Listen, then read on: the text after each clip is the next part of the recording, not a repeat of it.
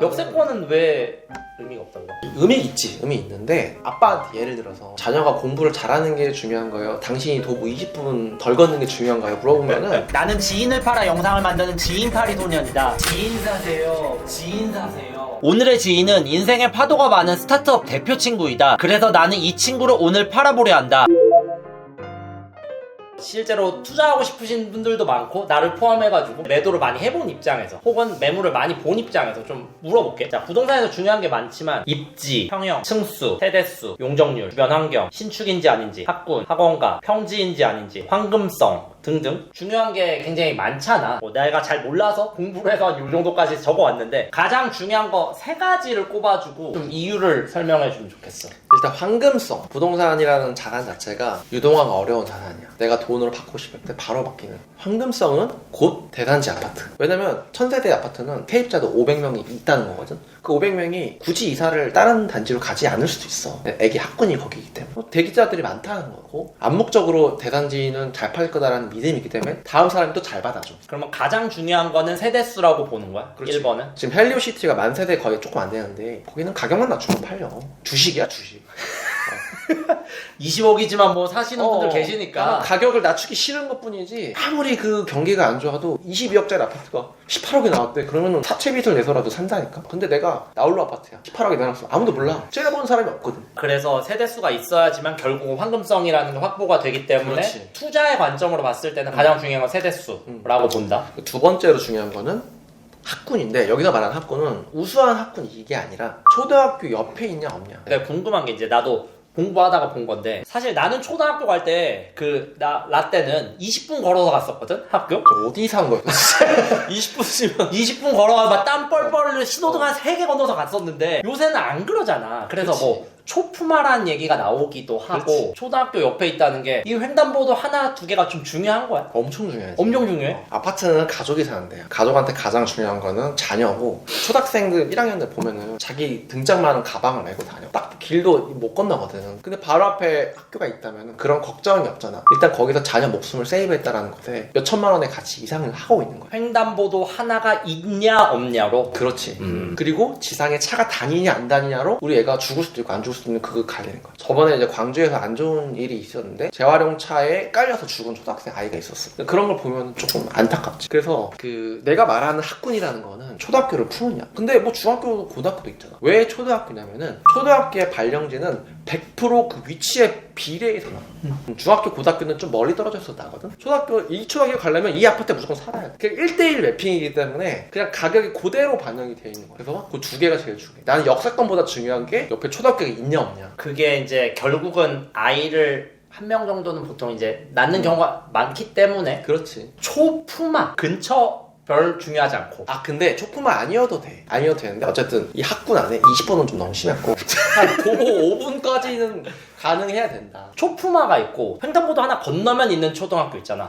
이거는 어느 정도의 값어치를 한다고 보는 거야? 5% 이상 차이 나지 않을까? 5% 이상은? 실제로 그 대전에 열매마을 9단지, 열매마을 7단지가 있거든. 이거 좀 다른 얘기인데 4차선 도로가 있어. 그 사이에 9단지는 6억 할 때 7단지는 4억. 2억이나 차이 났어? 아니, 그 2억에 같은 입지인데 2억이나 차이 나는 이유는 초등학교 학군이 달라. 그 도로 하나로. 여기는 A 초등학교, 저기는 B 초등학교로 배정이 된다는 얘기야. 그만큼 그 아파트 매수에 있어서 초등학교 중요한 존재라는 거지. 7단지 이런 얘기 좀 민감할 수도 있어. 7단지에 배정되는 초등학교는 빌라촌이 섞여 있어. 9단지는 공무원 임대가 섞여 있어. 그래서 상대적으로 공무원 자녀, 교사 자녀들이 많아. 그런 차이가 있는 거지. 주변 환경, 의 영향을 좀 받을 수 있다. 그렇지. 숫자 지표로 보여지기는 조금 어려운 부분들이 있는 거네. 보여줄 수 있어. 예를 들면 중학교에서 특목고를 진학하는 비중이 나오거든. 그럼 그 중학교를 가장 많이 가는 초등학교가 어디냐에 따라서 결국 이게 다 이렇게 트리처럼 이어지는 거지. 그러니까 임대를 사시는 분들 중에서도 이제 자녀가 공부를 잘할 수 있으니까. 근데 그 비중들을 보면 어느 정도는 답이 나온다. 그렇지. 좀 슬픈 얘기지만 사실이야. 그럼 그 자본주의에서는 받아들여야 되는 이야기인 거고. 그래서 좀 그러니까 돈으로 이렇게 바운더리를 만드는 것 같은 느낌인데 막상 내가 그 입장이 돼 보면은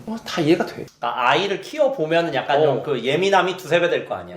내 애가 친구를 사귀어 왔는데 좀 막 그럴 수도 있잖아. 내가 바라는 거는 막 국영수 이런 학군이 아니야. 그냥 순한 애들이 있는 데를 가고 싶은 거야. 그래, 좋은 리스크를 줄이고 싶으니까 돈을 넣는 거지. 세 번째로는 뭘로 가? 학원가에 라이딩이 가능하냐가 좀 중요할 것 같아. 목동, 상계동, 뭐 대치동 이렇게가 3대 학원가 얘기하잖아. 내가 궁금한 거는 나는 이제 학원을 별로 안 다녔거든 중고등학교 때. 근데 다닐 때 또 다시 한 30분 걸어갔었어 나는 그때 학원 다닐 때. 근데 이게 나는 괜찮았어. 또 뭐 불편한지 잘 몰랐어. 학원가의 기준은 도보 몇 분이야 아니면은 뭐 네 얘기대로 차로 떨궈줄 수 있는 거 몇 분? 뭐 어떤 기준으로 봐야 돼? 라이딩을 할 수 있냐 없냐가 있고. 그러니까 그 라이딩의 기준은 어느 정도로 보는 거야? 30분? 도어 투 도어 차로 30분 정도면은 괜찮다고 본다? 그렇지. 예를 들면 송파 잠실에서 대치동으로 올 때 라이딩을 할 수 있거든. 강동구에서는 힘들어. 그 대교를 하나 더 건너야 되는구나. 그게 힘든 거지. 동작 이수도 쉽지 않을 수도 있고. 동작 거기도- 이수는 반프로 가거든. 너가 지금 얘기하는 건 3대 학원가를 기반으로 놓는 거고 예를 들면은 잠실 같은 경우에는 방이동 학원가를 이용할 수도 있고 고덕 같은 경우에는 고덕동 학원가를 이용할 수도 있잖아. 근데 그 고덕동 학원가에는 내 수준에 맞는 선생님이 없을 수도 없어. 나는 수능 1등급이야. 유지를 해야 되는데 여기는 2, 3등급을 위한 강사들만 있을 수도 있다. 대체동에는 모든 입맛대로 수가 다 있어. 그래서 그런 것도 있고 결국 그 라이딩을 안 해줘도 되는 대중교통을 이용해도 괜찮은 아파트들은 집값이 비쌀 수 있어. 그래서 결국 목동, 대치동, 상계동 그리고 의외로 또 역세권을 얘기를 안 했잖아. 나는 역세권은 왜 의미가 없다고 봐? 의미 있지. 의미 있는데 아빠한테 예를 들어서 자녀가 공부를 잘하는 게 중요한 거예요? 당신이 도보 20분 덜 걷는 게 중요한 거예요? 물어보면은 애기 엄마들은 다 그냥 당신이 그냥 더 걸어 다녀 이렇게 얘기할 거예요. 되게 약간 좀 느낌이 있는 비유다 이거. 그렇죠. 결국에 이 집을 사는 거는 애기 엄마들이 사는 거야. 애기 엄마들이 욕심을 부려서 사는 거기 때문에 많은 사람들의 논의가 있잖아. 같은 입지인데 25평 신축이랑 33평 구축이 있어. 나머지 조건 다 똑같다고 가정하자. 일단은 투자 목적인가? 두 개로 나눠서 한번 얘기해 주면 좋지. 투자 목적이면 25평 신축? 25평 신축이 오히려 더 신축이면 황금성이 좋거든. 그리고 작을수록 황금성이 좋아. 수요자가 많아. 1인 가구, 2인 가구, 3인 가족까지 살 수 있으니까. 신축이 또 황금성이 좋아. 누구나 다 살고 싶어 하거든. 내가 매도왕을 해서 그런 게 아니라 부동산은 무조건 황금성. 팔고 싶을 때 팔려야 좋은 부동산이야. 무주택자들이 집을 살 때 고민이 많잖아. 무주택자가 집을 살지 말지 고민을 할 때 보통 어떻게 사라고 해 아니면은 말려? 대부분 사라고 하지. 이유는 어떻게 돼? 그래야 내게 오르니까. 농담이고.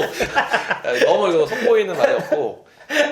왜냐면 실거주 하나는 있어야 돼. 나도 이제 전월세 살아봤지만 사는 내내 언제 내가 집을 비워줘야 될지 모른다는 전세 보증금을 떼일 수 있다는 리스크가 제일 크고 그 다음에 애가 초등학교에 들어가기 시작하면은 더 이상 이동하기가 힘들어져. 내 자녀가 친구를 3개 왔어. 2년 뒤에 우리 옆에 동네로 이사가 빠이빠이. 마음이 얼마나 아파 이게 정서적으로도 힘들거든. 그러니까 모든 아파트는 다 애기랑 같이 이렇게 연부시켜서 하면 다 이해가 되거든. 내가 제일 추천하는 거는 신혼 때 투자로 하나 사. 본인들은 월세 사라. 그리고 애가 초등학교 입학할 때쯤 되면 그 아파트로 들어가거나 그걸 팔아서 다른 걸 사거나. 투자와 실거주를 분리할 수도 있거든. 꼭 거기도 실거주를 하지 않아. 그렇게 분리를 하게 되면은 레버리지를 일으킬 수 있기 때문에 내 능력으로는 거주할 수 없는 집을 투자를 할 수 있게 되는 거지. 지금 이야기한 것에 좀 연장선이기도 할 것 같은데 이 업을 시작한 것 자체도 부동산은 장기적으로 우상향한다라는 어느 정도의 믿음이 있기 때문에 시작을 했을 거라고 생각은 하는데 어떻게 봐? 내가 이제 그 상업용 부동산 안 하고 주거용 부동산 하는 거는 필수제이기 때문이거든. 우상향하고 우하향하고는 크게 상관이 없어. 길바닥에 다 같이 살 거 아니면은 누군가는 집을 필요로 하거든. 엄청 큰 시장이라는 걸 내가 체감을 하고 있어. 우리가 되게 듣보잡 회사인데도 불구하고 신청이 막 쏟아져 들어오거든. 그래서 그런 우하향 우상향 상관없이 누군가는 집을 사거든. 그래서 이 시장에 대한 믿음이 있어서 이걸 시작을 한 거야. 그러니까 실거주 하실 거면은 그냥 사도 좋다. 상승론자랑 하락론자가 다 있잖아. 그러니까 상승론자의 관점은 서울 같은 경우에는 특히 26년, 27년 공급이 없다라는 얘기가 지금 많이 나오고 있고 짜장면이 예전에는 3,000원이었지만 이제 10,000원 하듯이 화폐 가치가 하락하니까 실물자산이 오를 거다. 인건비, 자재비도 당연히 오르겠지. 그리고 100년으로 봤을 때 상승했었습니다. 이런 상승론자들의 논리가 있고 하락론자 같은 경우에는 인구가 감소한다. 그냥 고점이라고 생각하는 분들도 계시고 혹은 경제 위기가 온다고 하는 분들도 있는데 너의 생각은 어때? 상승론자들은 뭐라고 얘기하냐면 전쟁이 나면은 부산이 호재다. 사실 뭐 오를 거다. 뭐 말도 안 되는 거 다 갖다 붙여. 딱 이분법적으로 이렇게 나누는 거는 의미가 없고. 다만 이제 워렌 버핏이 미국에 자기는 배팅했기 때문에 미국 주식을 산다라고 하는 것처럼 우리 한국 경제가 건실하다면 나는 결국에는 상승에 수렴한다고 보거든. 근데 하락론자들은 우리나라 경제가 고꾸라지길 바라는 거야. 다 같이 거지가 되자 이거거든. 다 같이 거지가 돼서 다 같이 길바닥에 살면 공평한 세상이다. 이거는 나는 조금 아니라고 보는 거지. 하락하기 위해서 갖가지 이유를 만들어낸 것 같다라고 보는 거야. 나는 이제 상승론자에 가깝지. 그래야 내 집값이 오를 거야. 그리고 모두가 전월세를 살면 그 집은 누구 집이겠어? 다주택자의 집이야. 다주택자가 집값이 떨어지는데 내가 못하러 전세 월세를 주겠어? 그러면 전세 월세가 또 올라갈 거 아니야 그러면은. 그렇지. 독일 같은 경우에는 임대료를 딱 제한을 해버렸어. 아무도 집을 안 짓더라. 집을 안 지어? 공급이 없어? 임대료 폭등. 우리는 이제 자유경제 시대니까 집값이 올라야 건설업자들이 집을 지을 요인들이 되고 그 집들이 결국 우리 국민들이 사는 곳이거든. 결국 좋은 거지. 사회 전반적으로 봤을 때는. 삽 퀴즈라고 해서 아. 영상 마지막에 어. 문제를 내고 네가 맞추면은 이 출연료 10,000원을 가져가는 거고 자 틀리게 되면은 다시 내 주머니로 들어와서 이제 내 집 살 때 쓰게 될 거야. 삽 퀴즈. 개인의 대출 상환 능력을 나타내는 지표로 연간 소득 대비 대출 원리금 상환액의 비율을 계산하여 산출하는 이 지표의 이름은? DSR. 영어로는 풀 네임이 어떻게 됩니까? Debt Service Ratio. 맞나요? 레티오야? 레이쇼 아니야? 레이시오. 레이시오구나. Debt Service Ratio. 어쨌든 오늘 긴 시간 촬영해 주셔서 감사합니다. 감사합니다. 감사합니다. 네.